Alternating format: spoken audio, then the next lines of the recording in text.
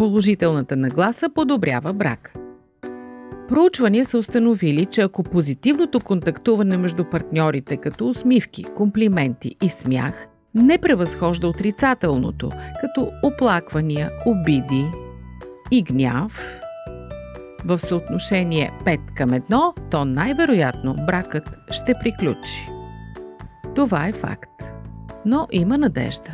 Друго проучване установява, че всяко подобрение в изразяването на признателност намалява наполовина риска двойката да се раздели през следващите 6 месеца.